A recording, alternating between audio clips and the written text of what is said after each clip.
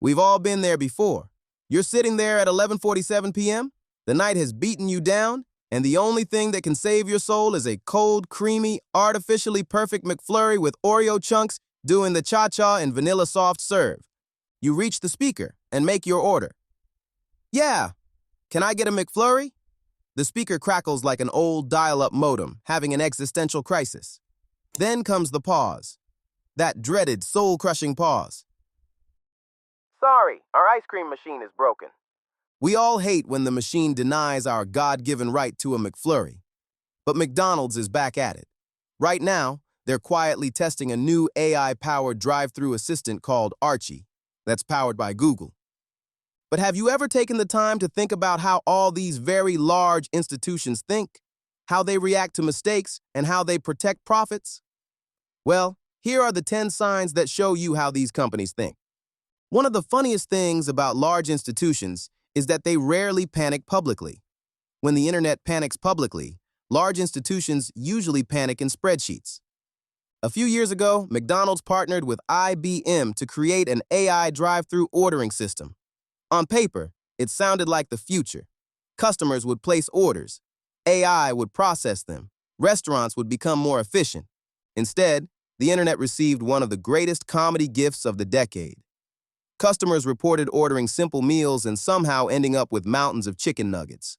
Others watched the AI enthusiastically add items nobody requested. One viral story involved bacon finding its way into ice cream orders, which sounds less like artificial intelligence and more like a sleep-deprived intern making life choices. At one point, customers were practically negotiating with the machine like hostage mediators. Customers go, "No, please stop," or "I don't want that." Only for the AI to interpret these statements less as instructions and more as interesting suggestions. The video spread everywhere and everyone laughed. But the company simply learned. Observers note that this is one of the most common patterns among enduring organizations.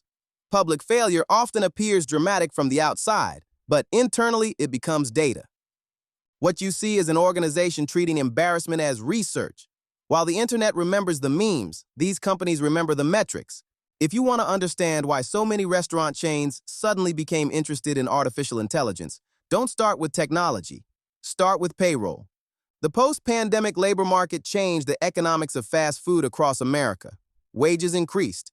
Hiring became more difficult. Competition for workers intensified. California provided one of the most visible examples when fast food minimum wages moved to $20 per hour in 2024. Immediately, analysts, commentators, politicians, economists, and approximately 17 million social media experts began debating the future of restaurants. Some predicted disaster, while others predicted prosperity. Meanwhile, many restaurant operators did something far less exciting. They opened spreadsheets. McDonald's operates more than 45,000 restaurants globally, with roughly 95% franchised. System-wide sales exceed $139 billion annually, while the corporate business generates extraordinarily strong operating margins, partly because of its franchise and real estate structure.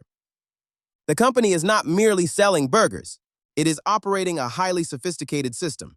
And when you hear about them testing AI systems, here's what you should understand about automation. The goal is not always replacing workers. Often the goal is removing low-value friction. A drive-thru moving faster serves more customers. And unlike social media arguments, drive-thru lines generate measurable revenue. The quiet discipline here is that McDonald's isn't responding emotionally to wage pressure. It's responding operationally. When people talk about drive-thru technology, speed gets all the attention. But what you see beneath the surface is that accuracy is often worth far more than speed. Imagine two drive-thrus. The first serves customers 30 seconds faster, but gets orders wrong constantly. The second takes slightly longer, but gets nearly every order correct. Most customers will eventually choose the second one, because nobody enjoys discovering that their cheeseburger has mysteriously transformed into a culinary mystery box halfway home. The IBM experiment exposed this reality in spectacular fashion. The issue wasn't merely that the system occasionally struggled. The issue was that small inaccuracies created large frustrations. McDonald's serves tens of millions of customers daily around the world. At that volume, even tiny improvements in accuracy create significant financial outcomes. The irony is that customers rarely celebrate accuracy. Nobody drives away saying, "Incredible, they correctly gave me the exact order I requested." That outcome feels normal, but operationally, normal is often where the money is. One of the most fascinating aspects of this story is that most people still think of McDonald's as a restaurant company. Technically, that's true, but only in the same way that calling a commercial airliner a chair company would also technically be true. But then, it misses the scale of what's actually happening. McDonald's is one of the largest franchise systems in the world, so when headquarters discovers a small operational improvement, that improvement doesn't stay small for very long. A few seconds saved in one store means very little. A few seconds saved across thousands of stores becomes something else entirely, and that is leverage. Not financial leverage, but operational leverage. This simple concept quietly powers many of the world's most successful institutions. Large corporations depend on thousands of small improvements stacking on top of one another over long periods of time. And McDonald's has spent decades perfecting exactly that approach. When a customer sees a burger, the institution sees a process. When a customer sees a drive-thru speaker, McDonald's sees a distribution network generating billions of transactions. Now, those perspectives lead to very different decisions, which helps explain why McDonald's appears willing to install infrastructure broadly, even while testing remains relatively limited. The company isn't evaluating one restaurant, it's evaluating an entire ecosystem. And ecosystems think in multiplication tables.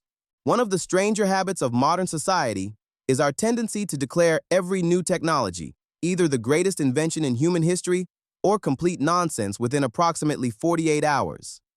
There appears to be very little middle ground, and artificial intelligence has been experiencing this phenomenon on an industrial scale. Depending on which headline appears first, AI is either about to transform civilization or accidentally order 400 nuggets. Large institutions often view these debates differently, and they always view with patience. You see, McDonald's did not wake up one morning and suddenly decide technology mattered. The company has been experimenting with digital infrastructure for years. It acquired Dynamic Yield years ago to improve personalization capabilities. It has pursued mobile ordering, loyalty systems, digital kiosks, cloud partnerships, predictive technologies, and operational analytics across multiple cycles of innovation. The AI drive-thru effort is simply another chapter. Observers note that enduring organizations often move more slowly than the public expects, but more consistently than the public notices. But then again, there is something quietly amusing about watching a company that sells hamburgers approach artificial intelligence with more patience than many venture capitalists. However, the fact remains that while social media debates whether AI is magic or madness, McDonald's appears to be doing something much less entertaining. It is testing, collecting data, and repeating the process.